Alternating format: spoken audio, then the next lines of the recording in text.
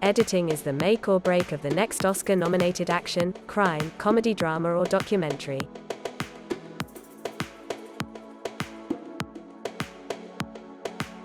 This is the principles of editing. Editing is the process of cutting and rearranging the best video clips together, producing one continuous video from a sequence of cuts. Editing allows the director to pick and choose to amend the film, create and control pace and influence the audience's perception of the actions being shown to help tell a story. Editing covers cutting, audio mixing and color correction. During the production of a film, there is usually more content than needed shot, allowing the editor and director to have more options when it comes to editing. The more shot types, the more options and possible stories and perspective to give to the audience. Having extra angles can also allow the editor to cover up mistakes made by actors with the shot of something else in the scene. However, the continued audio is played to maintain the flow of the story. So, why do we edit? What is the purpose? The main purpose is to make the content more interesting. Usually, a long clip without any cuts can be boring to watch. Having each scene of a film be from the same angle or perspective is less enjoyable than being able to cut to a variety of interesting angles and perspectives. Editing also gives each film a specific and memorable color palette. The main two color palettes are warm tones such as yellow, orange and red to convey happiness and comfort, whereas a cool tones such as blue and purple can convey isolation and calmness. One of my favorite examples of this is the 2019 film Little Women. As the film follows a non-linear structure, scenes set during one time period were shot with a warmer tone, whilst scenes shot for the other time period were shot with a colder color tone, and the two different color palette help the audience identify each timeline, also exaggerating the colors' juxtapositions. Mood can also be changed with music which is added in post but usually chosen in pre-production.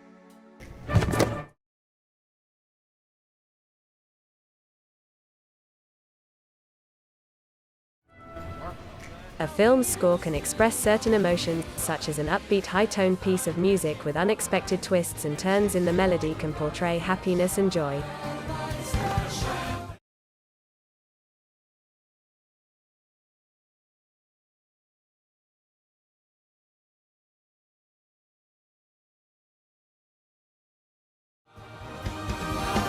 Whereas a piece of music which has heavy guitars and percussion can create a highly tense feeling which matches the cuts during the action being seen on screen.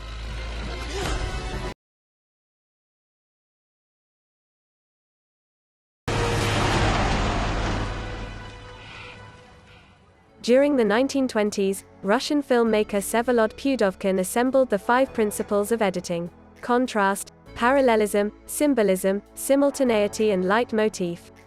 Contrast can be created by cutting between two scenarios to highlight their differences. Parallelism connects two seemingly unrelated scenes by cutting between them in a similar way. This technique can create a certain association in the viewer's mind. The other principle is symbolism. This is about telling stories by being suggestive and using metaphors. For example, in La La Land, director Damien Chazelle uses color to symbolize certain changes in the storyline. Blue is the main color which surrounds Mia and Sebastian in their dreamlike world. Blue represents creativity and control. It's the color Sebastian wears when he is playing gigs, and when Sebastian first meets Mia, her blue dress stands out and her dress foreshadows her creative potential. When you see yellow during the film, it normally means there's change ahead. The character of Keith wears yellow when he asks Sebastian to be in his band, which is a big twist in the storyline. Color also foreshadows Mia and Sebastian's separation. When Sebastian performs with the band, the light on Sebastian begins blue. However, when the rest of the synth and beat kicks in, Mia's face is covered in bright red and warmer toned colors. Red is usually associated with a bad thing, in all art forms. In La La Land it represents the character's reality. either showing characters the truth they are living or dangle the promise of something greater above them. An example of this is when we see Mia working at the coffee shop and recognizes a famous actress who is wearing a red dress. Another example is when Sebastian is trying to get money. He is wearing a red top and holding a red guitar. Red also surrounds Mia when she hears Sebastian play piano for the first time. Next is simultaneity, which is the act of cutting between two simultaneous events which are supposedly happening at the same time. Example, the christening in The Godfather.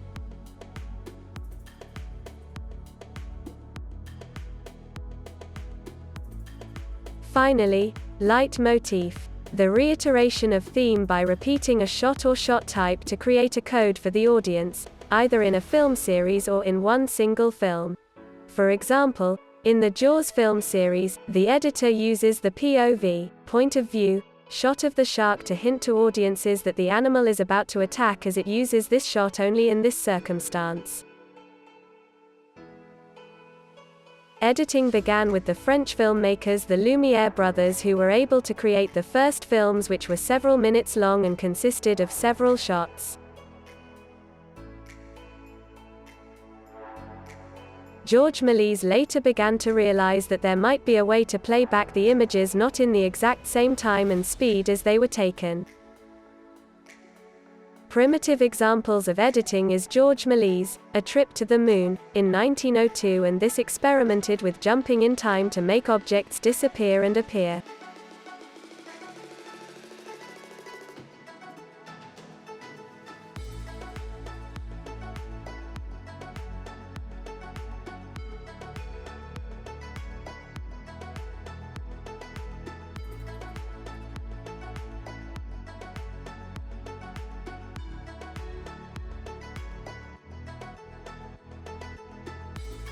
Also, the 1903 American silent short western film, The Great Train Robbery, made by Edwin S. Porter, was 12 minutes long and consisted of 14 different shots cut together, creating a sequence of scenes allowing the full story to be told. Artists then discovered that putting two shots next to each other in a sequence would create logical connection in the viewer's mind. Therefore, they started experimenting with juxtaposition. Such is the Kuleshov effect, invented by Soviet filmmaker Lev Kuleshov. This effect of cutting between a person and something they could possibly be looking at. The effect shows that the audience derives more meaning from the interaction of two back-to-back shots than from one in isolation. However, the reactions are the exact same shot repeated each time. This effect showed that editing can influence the audience's emotion. D.W. Grithens discovered that emotions can be portrayed through the different angles used and can also create pace. Pace is not just created by editors. The Birth of a Nation, from 1915, was the first 12-reel long film which used a variety of camera angles and shot types such as panorama, stills, cross-cutting and the iris effect. More and more editing and filmmaking techniques were then composed, such as the 180-degree rule, which is a guideline to the positioning of the cameras, creating the same left and right relationship to each actor in the scene, keeping each actor to each side of the frame. If the camera passes over the imaginary axes connecting the two subjects, it would show the objects and actors to be on the opposite side of the frame, reversing the angle and creating confusion for the audience. This rule is only broken when the director chooses to intentionally to create a certain mood or interpretation. For example, in The Holiday, the camera is on one side of the line at the beginning, but then crosses the line when the mood of the scene changes. The camera then moves back over the line later on in the scene when the mood changes back. Over the years, more and more transition types and techniques have been created and used by editors and filmmakers. Some prime examples are jump cuts. This transition is used when the video is cut from one scene to another abruptly. An example of this transition is in Little Shop of Horrors. The camera is kept on a tripod in a stable position, however the subject in the frames moves cut to cut, giving the appearance that the subject is jumping around the frame. Another transition technique is dissolves. A dissolve is when the image on screen slowly disappears as the new image appears. Dissolves are generally used to indicate the end of a shot or scene and to introduce the beginning of the next one. A slow transition is usually used to show the passing of time, such as here in the film Say Everything. The slow faded transition from night to day could indicate a day has passed. But it could also portray a month or year has passed.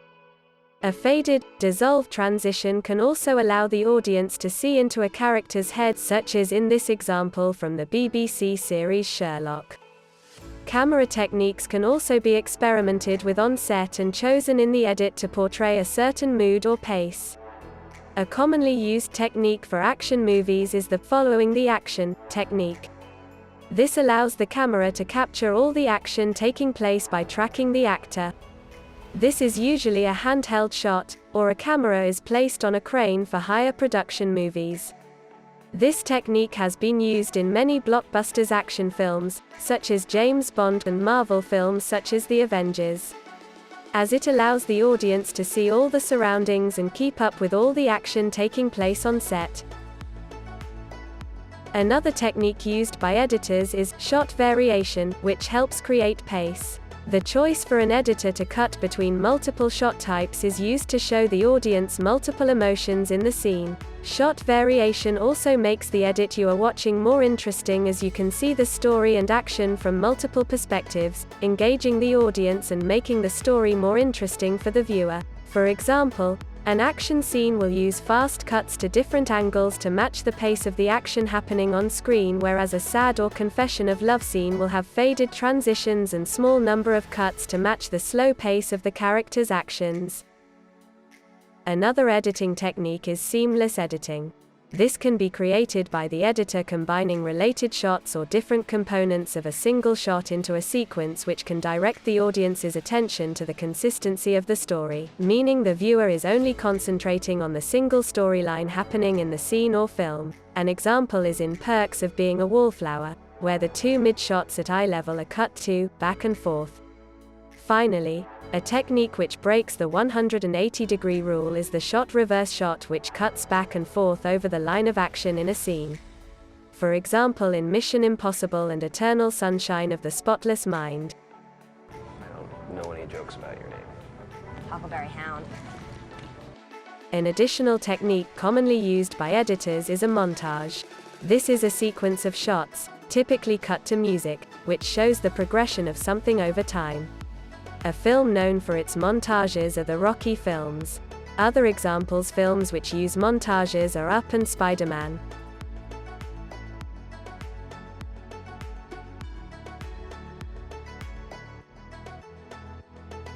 Another camera technique which editors can choose to use is a point of view, or POV, shot, which is a shot that shows the action from the vantage point of a character in a scene. This shot is usually cut in after a setup shot, which is a wide shot of the character looking at something, followed by the point of view shot. At the very beginning of editing, photographers and artists such as Edward Muybridge placed images one after each other in a device in the early 1870s called the zoopraxiscope, which created the illusion of motion. This was also the first device which has a similar process to animation. The first camera was invented in the late 1800s, which rapidly exposed images onto film stock. These images could then be played back very quickly using a projector to create motion. Before computers were invented, editing started in camera. The cameraman would stop cranking at the exact end of the shot and begin again when it was set up somewhere else. This could allow for some initial special effects. George would cut the camera after creating a puff of smoke in front of the actor. Actor moves out of frame, camera begins cranking again after the actor has gone, making it seem like the actor has disappeared.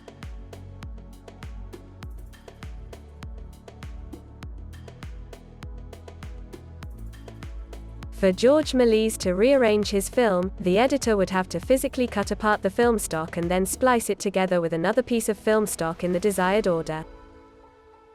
Editing was done by this method until the invention of digital video and television in 1948. Although there was no way to record the electronic signal created by a video camera until the invention of videotape in 1951. Meaning everything was broadcast live between 1948 and 1951. Videotape can be sliced and reconnected like film stock. However, these cuts had to be done by using a microscope, as they needed to be extremely precise to make sure the video signal wasn't ruined. Therefore, this method wasn't widely used. Instead, videotape technology advancements brought machines that could pause, play and record from one videotape to another without having to physically cut the tape. Editing was done this way till 1989 when the Avid One was introduced as the first computer-based, non-linear editing system. The Avid One was the seed to all digital video editing done in the present day, and Avid is still around and one of the most used editing softwares used in the industry. However, nowadays there are plenty of easy access editing softwares for the average person available, with fast and less expensive than ever before with thanks to the digital age. Film and video are terms that are used interchangeably nowadays, however they are not the same thing. Video is an electronic signal. A video camera turns what it sees into an electronic signal. This signal can then be interpreted back into an image via a television set and can be broadcast as a television signal to other television sets. Videotape then allowed these signals to be recorded and also erased from the tape and reused to record an entirely new video, whereas film stock cannot be reused. On the other hand, film stock takes pictures on after another which are exposed onto a film reel one after the other. Film is still widely used in the industry today instead of digital, mainly due to the preference of a director to create a certain style or aesthetic that film creates. For Greta Gerwig's 2019 film Little Women, Greta said for Variety, "I knew if I didn't say I had to shoot a movie on film, I knew it wouldn't happen," said Greta, as film is much more expensive than digital for production companies. Although, Greta really wanted to shoot on film, as quoted by cinematographer of Little Women Yorick LaSaux, film provided an overall texture, and the film grain would better support the reality of the story as opposed to the flat image produced by digital. And she, Greta, wanted the audience to feel intimately involved in the story. Quoted by cinematographer of Little Women Yorick LaSaux, film is described by directors such as Greta Gerwig to have results far more beautiful and engaging, and director of photography for The Irishman, Rodrigo Prieto said, "Film is here to stay. It is a medium I appreciate." Director Noah Baumbach also stated for Variety that choosing to shoot on film or digital should be an aesthetic choice, not a financial one.